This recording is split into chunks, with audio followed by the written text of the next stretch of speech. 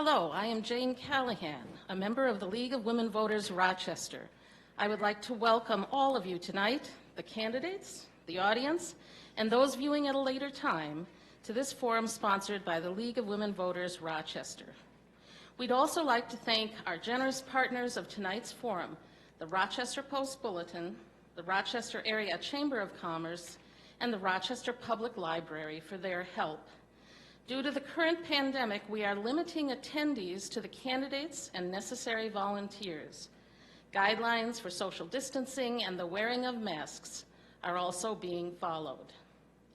The League of Women Voters is a volunteer organization organized at the local, state, and national level to encourage citizens to participate in government. While we as a league do study and take stands on issues, we never endorse or support political parties or candidates. The views expressed in this forum are those of the candidates, not those of LWV Rochester or the partners or sponsors of this forum. And the sponsorship of the forum is not an endorsement of any candidate. It is our purpose in sponsoring this forum to provide you with an opportunity to hear candidates discuss face-to-face issues that are important to you. Tonight's questions have come from LWV Rochester, the Post-Bulletin, the Chamber of Commerce, and members of the public. If you would like to submit questions for a future forum, visit our Facebook page, League of Women Voters Rochester, Minnesota, for information and deadlines for submission. As there is never enough time to cover all the issues in a limited time and setting such as this, please feel free to contact the candidates' campaign headquarters directly if your questions are not addressed tonight. We'd like to thank all candidates for running for office, for offering to serve their community, and for the enormous time, dedication, and commitment that running and serving demand. We encourage our members as individuals as we encourage each of you to get involved in your community and the political party of your choice. Welcome to tonight's forum, which features the candidates for Minnesota House of Representatives, District 25A. Candidates for this seat are Dwayne Quam and Kim Hicks. Each candidate will have 2 minutes to offer an opening statement. The candidates will then respond in turn to questions provided by LWV Rochester, this evening's partners, and by the public, which were submitted in advance. Candidates will have 75 seconds to answer each question. The candidates will then have 2 minutes each to make a closing statement. I would like to suggest to candidates that you make your answer as succinct as possible. It isn't necessary to use the entire time for your answer, but please finish your sentence when your time is up. We would like to cover as many questions as possible. Each candidate also has 3 30-second rebuttal cards. These can be used at any point after each candidate has answered a question. Only 1 rebuttal card may be used per question. Please put the card in the basket after you have used it. The timekeeper tonight is League of Women Voters Rochester member Maggie Brimajoin. Questions from the public were checked to ensure they follow our guidelines by LWV Rochester members Maggie Brimajoin, Jane Callahan, Deb Duffy-Smet, and Kathy Swessel. Asking questions will be Matt Stoley from the Post-Bulletin and Brent Ackerman from the Chamber of Commerce. By random selection, Candidate Hicks will begin with an opening statement. Candidate Hicks. Thank you. And thank you so much for having me today. And I'm so excited that folks are able to attend virtually in this pandemic that we are in. My name is Kimberly Hicks, and I'm running for Minnesota House 25A. I am a Rochester native. I moved here in 4th grade, and I've lived here ever since. I went away briefly to Winona State for college, but otherwise have made my home here with my family. I am married, and I have 5 children, one of which has graduated. And then all the way down, I have a junior at Byron High School. I have a 7th grader, a 5th grader, and a 1st grader. I started out my career as a special education teacher. I went and got a bachelor's degree in developmental disabilities and learning disabilities, and I loved working with individuals with disabilities in particular. At the same time that I was pursuing my special education degree, I worked as a direct support professional for 19 years in some capacity, either part-time or on-call. And after I taught for a few years, I was disenfranchised with the educational system. I felt like children with disabilities were being left behind. They weren't having the same equitable access to education. So I left teaching and went into advocacy, and I spent 10 years in the advocacy community supporting individuals with disabilities through advocacy through a variety of things: education, economic, social programming, housing. And I loved advocacy. I was passionate about it. But I realized that advocacy is only as good as policy. So I left advocacy to go and work as a policy lead. And I got into policy, and I realized that policy is only as good as legislation. And to make real meaningful change and create an equitable community for all people, regardless of disability, race, status, or religion, I needed to get into legislation. So I'm running today to create an inclusive community for southeastern Minnesota and for Minnesota as a whole. Thank you. Thank you. Candidate Kwam. Thank you, and welcome. It's nice to be with people, even when we're at a distance. It's good to get together and have a discussion. I grew up on farms in Dodge and Olmsted County. My parents, my wife and I, and our sons all graduated from Byron. But I did go off and get a couple of engineering, a couple of physics degrees, worked for several companies. But we moved back when our kids were starting school so that they could gain from this community in this area, which values school, and it's, I think, a great place to raise children.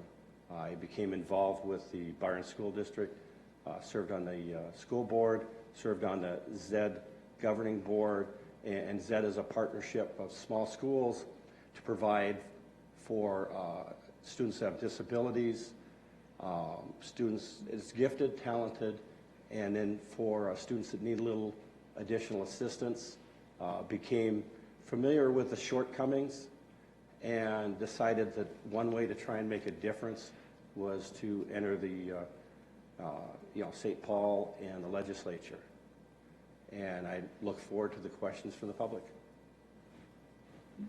Thank you. And this first question is from the public, and I will direct it first to Candidate Kwam and then Candidate Hicks. And remember, you have 75 seconds to answer.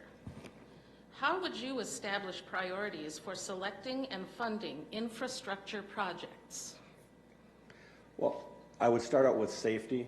Water, both drinking water and wastewater are key things, and I think they need to be funded. Orinoco is looking for its first, citywide system, and I think that qualifies as a key.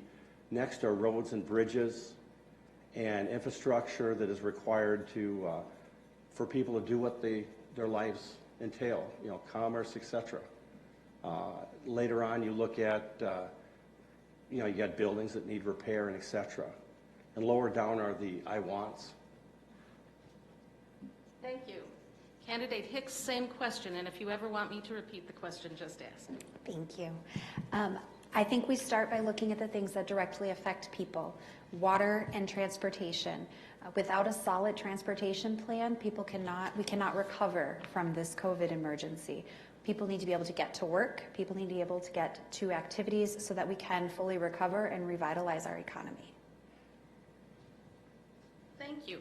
The next question is from the League of Women Voters, and it will go first to Candidate Hicks. Do we need stronger oversight of residents in nursing homes? So I am very passionate about all group living situations, and I believe that we do need more support for our nursing homes to be able to effectively manage this crisis.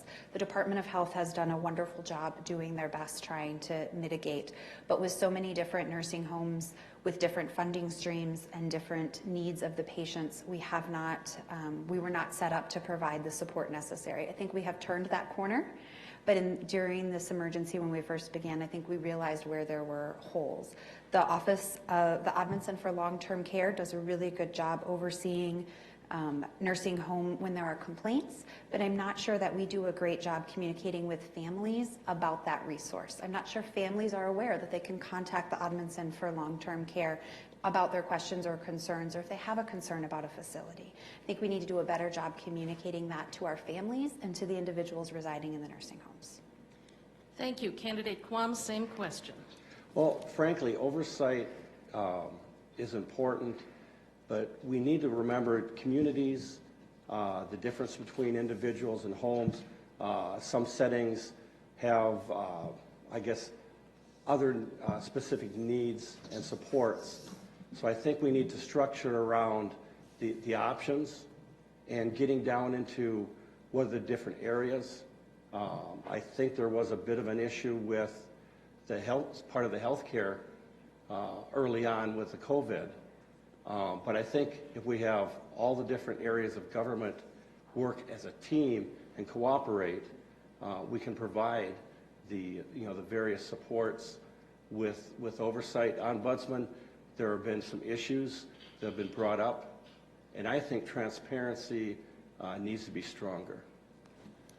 Thank you. The next question will go to Candidate Quam, and it will be asked by Matt Stoley of the Post-Bulletin.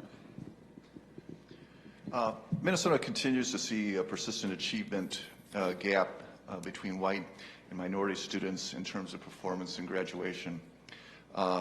Recently, or well, not recently, but sometime this year, a retired Minnesota Supreme Court Justice and a Federal Reserve Bank President proposed a constitutional amendment to guarantee all children the right to a quality education. But I'm kind of interested, what would you propose as support to address the gap and improve education overall for all students? Representative Quam. Well, thank you. Frankly, part of the issue is that we don't realize students are individuals, and we're not allowing for the different options and supports that a small school would have different than a large school. Rochester has a critical mass for a lot of support, and that's why ZED came forward and did a cooperative effort between smaller districts. Too often, one size fits all, and we have a solution and deal with it, have repercussions. But we need to look past just race and income. We need to look at single-family households, because there are needs and issues if there's just one parent, providing support, the work, and et cetera. So I think we need a broader look at what are the options that would work and providing the assistance to have those options. Candidate Hicks. Thank you. And Mr. Stoley, thank you so much for the question. As a former educator, I am saddened by the achievement gap. And I think we can fix it. And there are a variety of ways that we can repair that. One of which is to begin by fully funding education. Not just fully funding general education, but finding a way to fully fund special education. The feds have not fully funded special education since the introduction of IDEA, leaving schools having to pull from other pockets of money to fund the needs of individuals with disabilities. And we also need to address the school to prison pipeline. And we need to address those issues early. We need to ensure that our preschool programs are fully funded and that they are equitable from the start. And we need to continue that equitability forward. We need to implement positive behavior supports school-wide throughout the state of Minnesota so that students learn the appropriate behavior that they are supposed to have, and create collaboration with families of all types. Creating collaboration and allowing for fully funded education, including implementing community schools, will decrease disparities. Thank you. The next question will come from Brent Ackerman of the Rochester Chamber of Commerce. As you know, the COVID-19 pandemic has severely impacted local small businesses across the state, including right here in the Rochester area. What additional measures can and should the state take to help these businesses stabilize their operations and recover? And Candidate Hicks will answer first. Thank you. Thank you so much for the question. As the daughter of a small business owner, my father owned a business for decades here in Rochester, where he employed over 300 people, and I understand the challenges that small business owners have when revenue is suddenly ended. To address this, I think we need to focus on how to create a positive, trained workforce. I think we've done a really good job in this state of educating folks and creating opportunities for technical training and other post-secondary opportunities to have a trained workforce. But as we come out of COVID, there are going to be jobs that have been lost, jobs that will not come back, and we need to have opportunities to train people to take over the positions that are available, to employ them in a way that allows small businesses to grow. We can work as a community to do that through our partnerships with local nonprofits and with state legislators and state government to create those programs and continue to grow the ones we already have. Additionally, I think we can continue to work with our partners at the federal government to find emergency funding and other funding to support and sustain growth to help prevent more businesses from closing their doors. Candidate Quam. Thank you. Specifically for COVID, one of the needs that should have been right away is pipeline and supply for PPE, information and training to support people that aren't aware of the different aspects that were involved with the disease and the proper way of interacting. Not every business is the same, so the questions would be different. For general, frankly, education is the key for people to pursue their career and what they want to do in life. So making more options for internships, options so that small businesses could tie in with community colleges and other organizations to get training that is focused at the different businesses. We've got a very good time between Mayo and the local colleges for specialty training. I think we need a better partnership with a broader range of small businesses to communicate and develop those skills for the next generation of workers. Thank you. The next question comes from the public, and it goes first to candidate Quam. Should Minnesota restrict the sale of flavored tobacco products to protect kids from addiction? And what else do you think we could be doing to address the problem of flavored tobacco products? Frankly, I'm very concerned with some of the uncontrolled aspects of vaping. It started out as being a therapeutic to overcome smoking issues, so you could quit smoking. And it burgeoned into designer vaping, which unfortunately a lot of it is aimed at kids. And frankly, I think vaping should be treated under the same guidelines that we do with tobacco as in cigarettes, and that we need to have better quality control. Right now, there's stuff out there, we don't know what's in it, and that's wrong. So we've been trying to see how we could legally restrict and control, but it's a bit of the wild, wild west because you can go online and order this stuff in small packages. It's a very complex issue. Yes, we need to do a better job of it, and I think that we're progressing towards that. Candidate Hicks. I agree. I actually believe we should restrict all tobacco more, and we should monitor more closely. We know that when people get hooked before 21, they are more likely to continue to be a smoker. Having watched my dad die of small cell carcinoma from smoking, I'm very passionate about the issue of restricting access until the age of 21. We've done a great job in Minnesota of passing that this last session, and I thank our representatives for that. Moving forward, I think Representative Quam brings up a great point that internet sales are a barrier, and we need to work together, bipartisan, to create ways to monitor that and improve our ability to monitor. The next question is from the League of Women Voters, and it goes to candidate Hicks first. Should the state make technical schools and community colleges more tuition-free? Yes. I know that's a very concise answer, but we need technical training programs, and we need individuals trained in those programs able to fill our vacancies and our open positions. We need to find a way to make that work for for Minnesota students. We have lots of people who going to college is a barrier because of cost. Removing that cost and creating technical programs that fill our employment needs is great.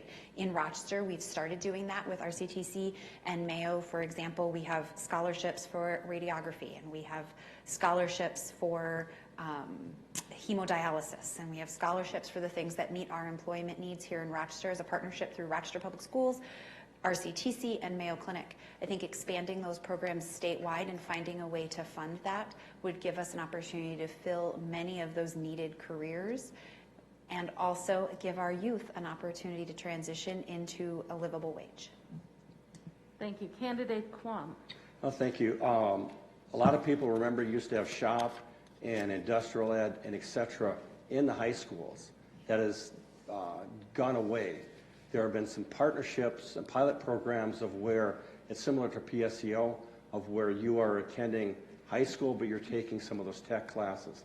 I think that is a great way to move, because that integration, not everyone wants to go to a four-year college and take some of the different courses. They like to work with their hands. We've got a lot of people that are mechanically inclined, and that's where they want to go. We've got a huge shortage of welders and other skills because manufacturing has come back up in the United States and locally. So yes, we need to better integrate the partnership with high schools and the VOTECs, and that should be like PSEO, of where there's no cost to the family. Thank you. Now, the next question will go first to candidate Quam, and it will be asked by Matt Stoley of the Post-Bulletin. Recently, the legislature passed and Governor Walz signed a package of police reforms. It included a ban on neck restraints like the one used on George Floyd before his death and warrior-style police training. It also included new accountability measures and police arbitration process. Are you satisfied with the package, or do you think more should be done? Well, frankly, I think there's more that needs to be done, and I've discussed with people in the Post Board who are in charge of the training. But one thing should be clear. There are major cities around the U.S. that had restraints. You couldn't use certain restraints. They had policies in place, just like Minneapolis is discovering, oh, we can just do that. And frankly, we need to have our cities look at their policies. We need guidelines from the state and assistance, but cities generate their policies. And I just wish that Minneapolis had had their policy 10, 20 years ago when we could have maybe avoided some of this. Candidate Hicks. Thank you. I am proud of what has been done, but I don't think we've gone far enough. The People of Color and Indigenous Caucus had a bill package, and the entire package did not pass. In particular, the two things that I would like to see that I think would move us forward is a database around violations, ethical violations, code of conduct violations for officers, so that if they're terminated from one police department, they're not able to simply apply and get hired in another police department, hiding perhaps some errors of judgment in their previous employment. And also, I believe we should hold officers accountable. As a previously licensed teacher, if I were to commit an offense, I can have my license removed. And my board supervises that and ensures that I continue to be held accountable for my actions as a licensed teacher. I believe police officers should be held accountable in the same manner. Thank you. The next question comes first to candidate Hicks, and it will be asked by Brent Ackerman of the Rochester Chamber of Commerce. This year was a bonding year, and a deal has yet to be reached. What steps will you take as an elected official to promote the successful passage of future bonding measures to ensure that things like local transportation projects receive the funding that they need? Thank you for the question. I believe bonding bills are extremely important. Bonding isn't just about infrastructure, although very important. As Representative Quam mentioned, the Orinoco water system was in one bonding bill but not in the other, and is a safety issue. The airport in Rochester was similarly included in one and not the other bill. Bonding is important not just for infrastructure, but also for recovery and for economics. We need employment, we need jobs, and we cannot do those things without appropriate infrastructure and without bonding bills. I would work with my colleagues across the aisle because I believe most of the time we have some things in common. And I would start with that common ground and continue the dialogue about how bonding projects are helping our communities and focus on how they influence people first. Thank you. Candidate Quam. Well, one of the things that is disappointing is politics, and I want mine too jumps into the discussion. Highway 14 between Rochester and Mankato started before I was born. Well, I've been in the legislature 5 times. We put it into bills to get the last section completed in Dodge County. And the governor wasn't for it, and he was able to kill it.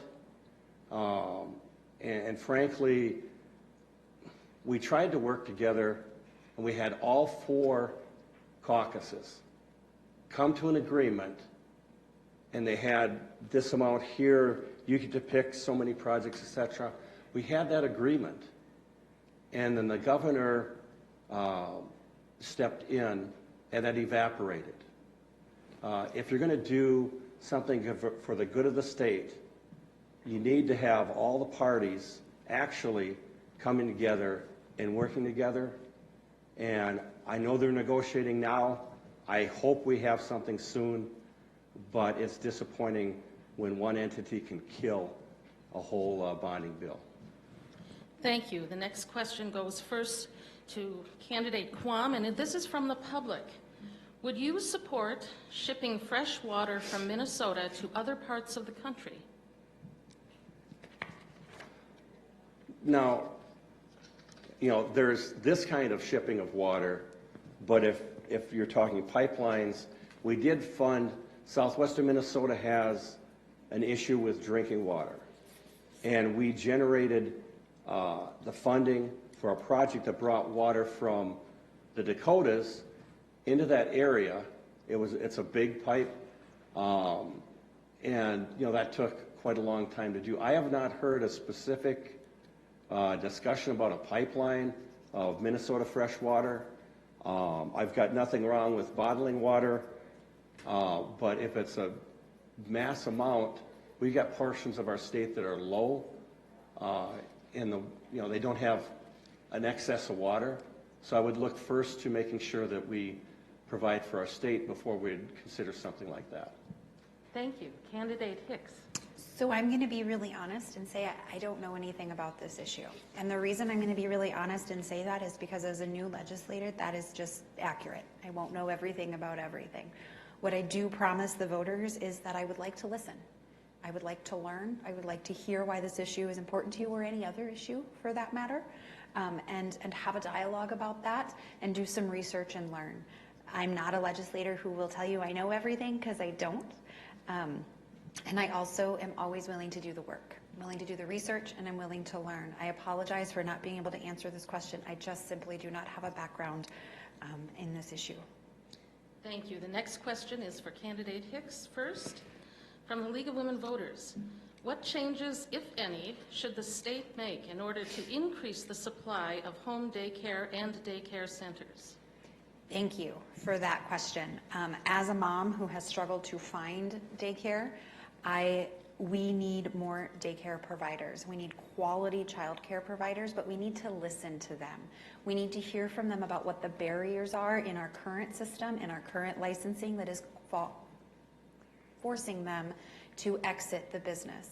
I have spoken to some of the daycare providers that I know, and they've shared some of their frustrations. And I think what we need to do is work together with DHS to revise those things to ensure that we can create a safe child care center that is also a reasonable expectation for providers to be able to provide service. The other thing we need to do is we need to increase daycare assistance amounts.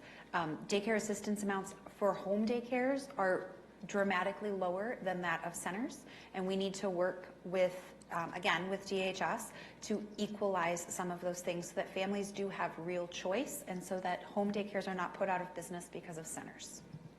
Thank you. Candidate Quam. Thank you.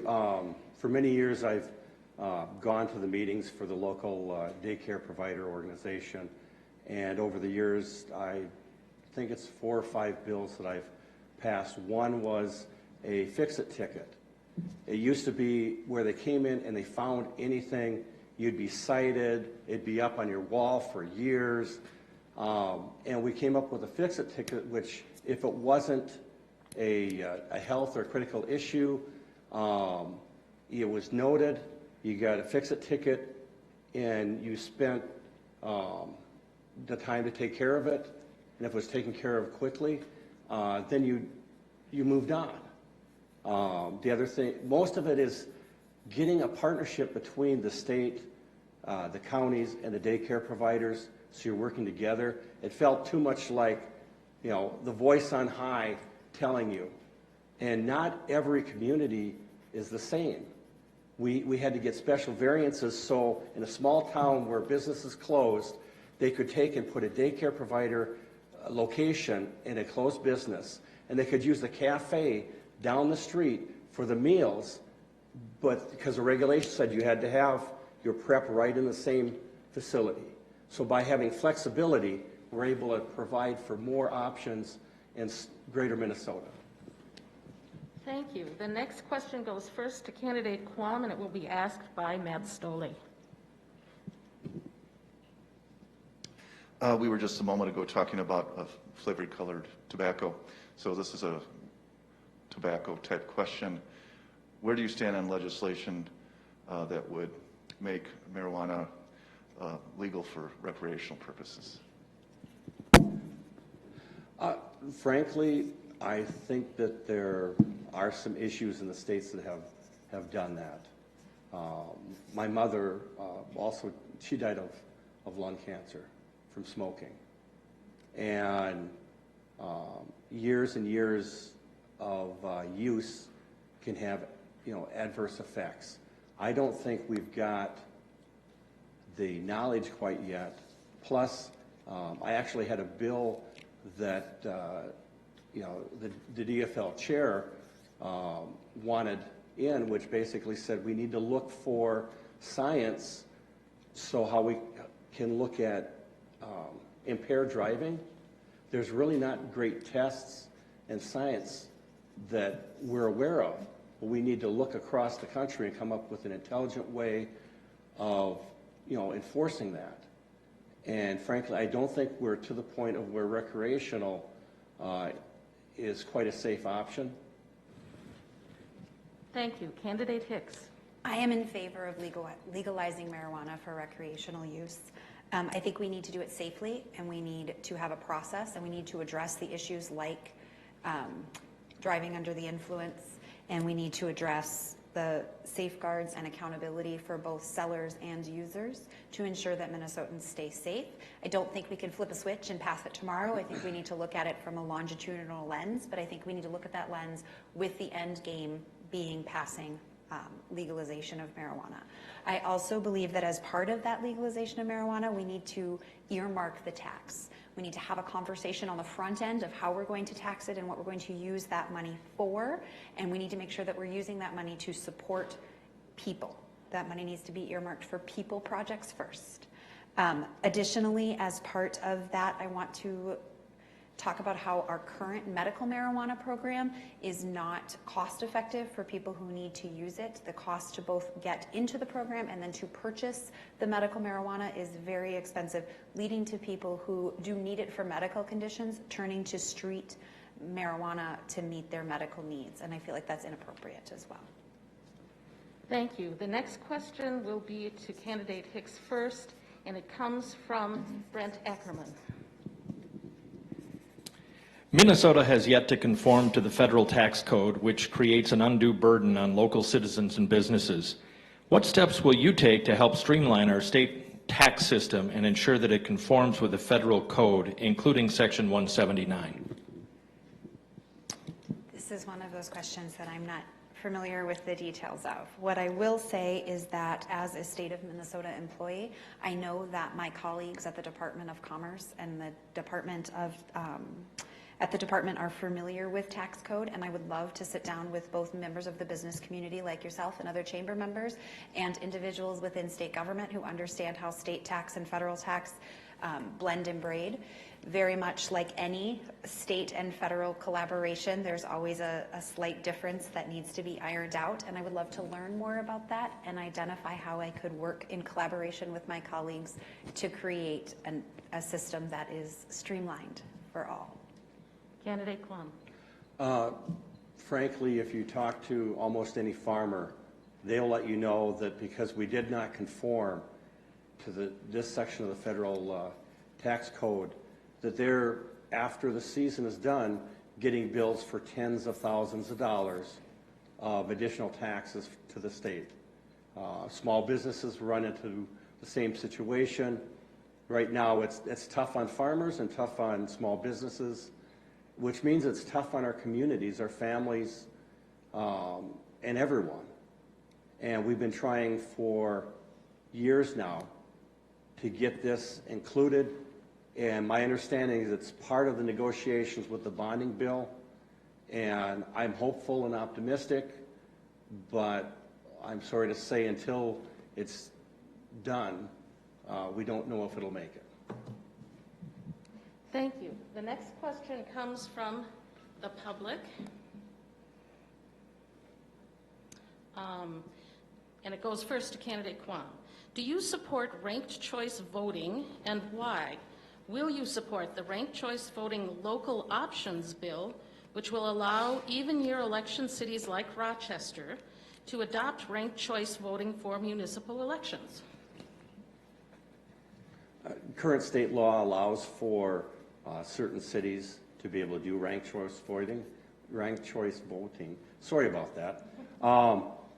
Basically, I think it would be difficult to have that as a broad statewide. Right now, I'm just concerned at the November's election in that system. We get through that, and we've get some background in some cities. We can look at it, but people like to either stay up late or get up early in the morning and see what the results are. And I would see this as maybe delaying the results coming out. I understand the intent, but the mechanics of actually making it functional and working, I have some concerns. Candidate Hicks. I want to confirm the question was about ranked choice voting for local communities, correct? Correct. I support ranked choice voting for local communities, for communities to make that decision. I believe ranked choice voting gives every vote to count, particularly like in Rochester during our most recent county commissioner primary where we had 6 candidates for 1 seat. I feel like ranked choice voting would have been a wonderful opportunity to ensure that everyone's voice was heard. Thank you. The next question for candidate Hicks first is from the League of Women Voters. What is your stance on expanding Minnesota's gun violence prevention legislation to require criminal background checks on guns purchased at gun shows, online, or from individuals? So this is a really easy answer for me as a mom. Yes, we need to close the loopholes that are currently present at gun shows and ensure that everyone has a criminal background check. We just recently in Rochester had a tragic loss of a mother and a child to domestic violence. And I don't know if it would have helped. I have no idea. But it can't hurt to close the loopholes to prevent more future violence. Candidate Quam. Well, when you're talking loopholes, I'm trying to understand because a gun show, anyone that has 3 guns on a table at a gun show has to be a registered dealer because you cannot sell more than a couple guns and not be. So they would be doing a background check. 2, you cannot ship in the mail or post or FedEx any firearms unless it's between a licensed federal firearms dealer and another licensed federal arm dealer, and you've got the background check. So both of the things, the internet and the gun show thing, are covered, and I don't believe there's a loophole. Thank you. The next question is from the public, and it goes first to candidate Quam. Should we I'm sorry, I forgot this. On and off. Should we revamp the governor's emergency powers? Now, when this came up, there was not dissent in we needed the emergency powers and move forward. As the months and months progressed, there were multiple bills to make sure that, okay, if you missed filing or registering, renewing the license, that you're given, a period of time to make up for that, because you couldn't, because the offices were closed. So a lot of the situations, we went and we said we should address this with legislation now that we know what they are. We had bills that included the governor could purchase PPE, could do X, Y, and Z. And I think that would be the appropriate way of taking care of the situation. How many, 6 months, 9 months, a year, 2 years, do you say we should actually put this in statute because we need to have good, strong programs in place? And I think that is the appropriate way to go, because no person is perfect, and 201 voices in a discussion are more likely to take care of oversight and make sure we avoid issues. Candidate Hicks. At this time, I think the emergency powers are appropriate. The last 2 days, we've seen our COVID numbers continue to rise. We've seen outbreaks at our local colleges, and as our schools have returned, we've started to see individual cases climbing there as well. I don't think right now, as we're starting to try to reopen and restart football and restart volleyball and get kids back in school and get colleges back up and going, is the time to pull back from those powers. I think once and if we hit a plateau, it's something we can examine, but I think at this time we need to keep those emergency powers in place so we can move quickly and turn on a dime as the situation changes. Thank you. This next question comes first to King. Oh, a rebuttal card. Yes, you have 30 seconds. Thank you. There's emergency powers, but we're talking procedures and setting things in place to make things work. And after several months, you should be able to have it fine-tuned for these procedures. And there's no debate that we need to have the flexibility, but have that in statute as opposed to one person making those decisions. Thank you. Now, the next question goes first to Candidate Hicks from the League of Women Voters. How would you improve relations with local government? Thank you for the question. When we're talking about collaboration and working with people, I think we need to start from a place of people. What is working for the people in your community and what is not working for the people in your community? I believe that local government and state representatives all have people at the core of what they're working towards. I think we have to start conversations about people and move to process. I would encourage working with local government by having regular meetings, regular communication, and including local government at the table when discussing issues that I would like to bring up at the legislature. Thank you. Candidate Kwam. Thank you. And that's part of the reason why we have 201 legislators, is so that they can interact and talk and visit with local government, so that people, you're putting on gas, you're in the grocery store, and someone says, hey, what about this? Or you get a phone call. That's why we've got the legislature, to be able to know and interact with local people. And I think that's part of the reason why we want the legislature involved with this emergency, as opposed to just have it fall on one person. Thank you. The next question from the public goes to Candidate Kwam. Our county is currently underfunded regarding the mandated obligations to provide human services for families and children in distress. I think if you talk to any county, they say, yes, we don't have enough money. And frankly, we need to disperse that in a more equitable fashion. And we need to realize that, frankly, the higher rate of reimbursement on some functions for people in the metro isn't quite right anymore.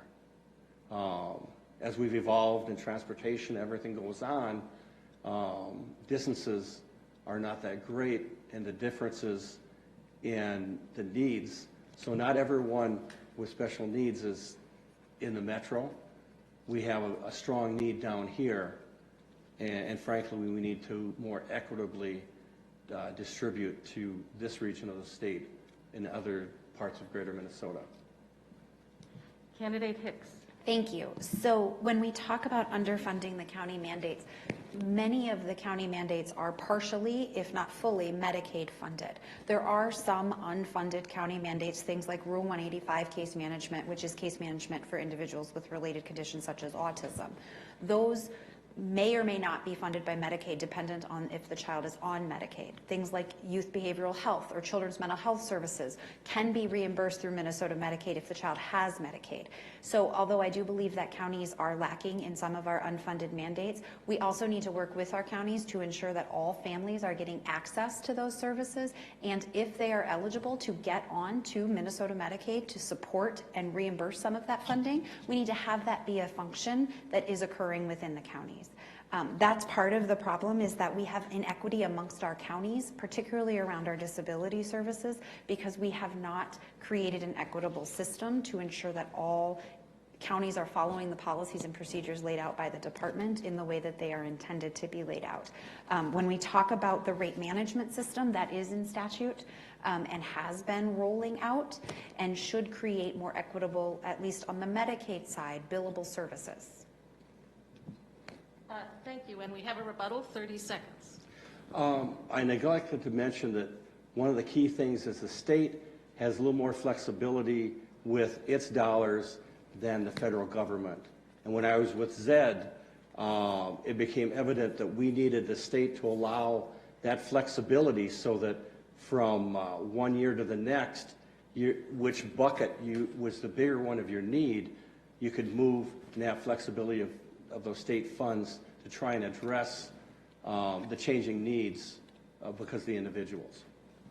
Thank you, and another rebuttal. When we talk about the different funding between state and federal dollars, when we're discussing disability services and county mandates, those are coming from the state plan and the federal plan.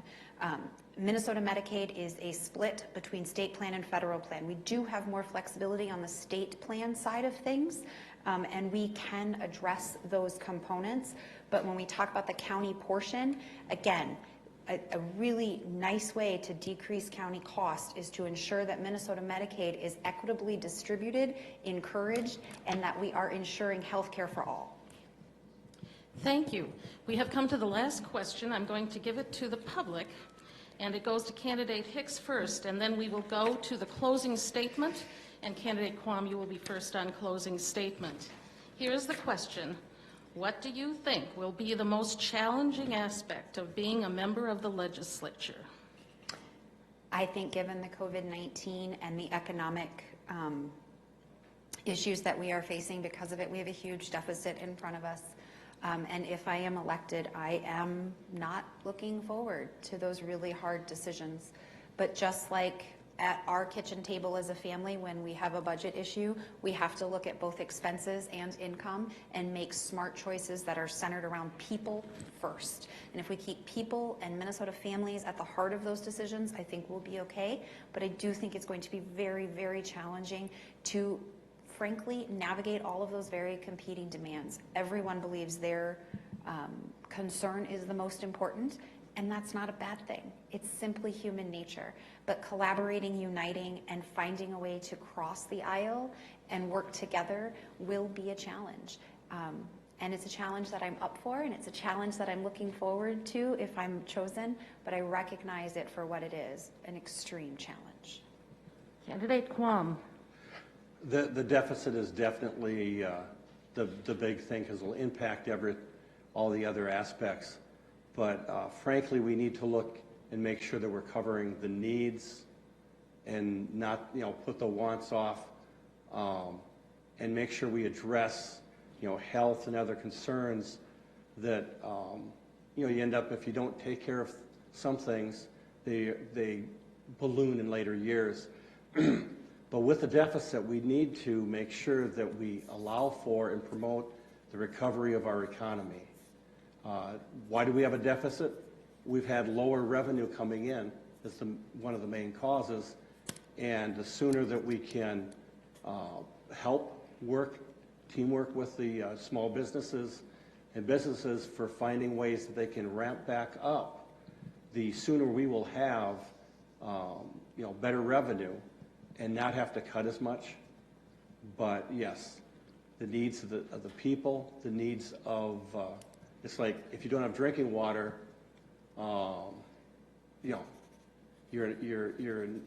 you have a really tough situation.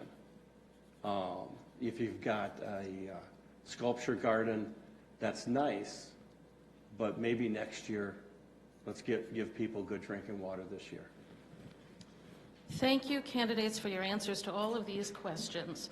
We now turn to the closing statement. Candidates, you have 2 minutes to speak, and by random choice, candidate Quam will speak first. Well, frankly, government should be a partner and a server and help the people. The people are the boss. And with your vote in November, you choose how you want government to be. But if government doesn't provide the options and help facilitate the local communities, which are made up of individuals that are not the same when you move around the state or even around the region, you're going to have communities suffer. You're going to have people suffer. So I've always felt government needs to look for the best solutions and offer them as options to local governments, to local businesses, and to the people. Being involved in education, I realized quick, not every way of giving the curriculum is effective for all the students. And so I strove to try and look at what options do we have. Do we team teachers together to allow for better focused education to groups? I mean, that's been wonderful in our middle schools. Well, let's take government in the broader aspect and realize we're made up of individuals, different communities, and provide for those communities a choice that we've done the research on. But one of the core things that government provides is a safe environment. So public safety needs to be a core aspect. And we've got to address that in some of our larger communities in the state, because it gets scary. Thank you, Candidate Hicks. And for your closing statement, Candidate Quam, for your closing statement, Candidate Hicks. Thank you so much. We are in an unprecedented time, and families, businesses, individuals, communities are struggling. As we move into recovery, we need to focus on people first, on families first, and understanding that strong, fully funded education, strong, equitable, inclusive healthcare, and communities that are welcoming attract people, and they attract businesses. And when businesses can hire qualified, trained, educated, cared for people, then we have communities that can thrive. As a legislator, I promise to hear you. I promise to communicate, and I promise to listen. I do not promise to always get it right. I will make mistakes. I will land on an issue that someone disagrees with. That's okay. I want to have those dialogues, I want to have those conversations, and I want to have an open door. As a longtime member of this community who's entrenched in a variety of ways, I understand that not everyone's view is the same, but I think we can work together to find a view that works for our community and that works for the state of Minnesota. I'm committed to ensuring that we have those, that we have equity, and we are inclusive, and we are putting people and families first, understanding that those are the things that will move our community forward in recovery and will bring us together as a community here in southeastern Minnesota and as a state as a whole. Thank you again for your time. Thank you to the candidates for their closing statements and for participating in this event. I would like to thank each of them for participating. Thank you for your service to the community and for your willingness to participate in the democratic process by running for office. I would like to remind you, the viewer, that the views expressed in the forum tonight were those of the candidates, not those of LWV Rochester or any partner or sponsor of the forum. Thanks to our partners, the Rochester Area Chamber of Commerce, the Rochester Post-Bulletin, and the Rochester Public Library. Remember that Election Day is November 3rd and that early voting has already started. If you have voted by absentee ballot and would like to change your ballot based on what you learned tonight, visit mnvotes.org for more information on the process. That's mnvotes.org. Please remember to vote. If you have a question about your polling place or you would like to see your sample ballot, visit vote411.org, vote411.org. To see this forum again, access the forums from the Rochester Public Library website. Good night, everybody.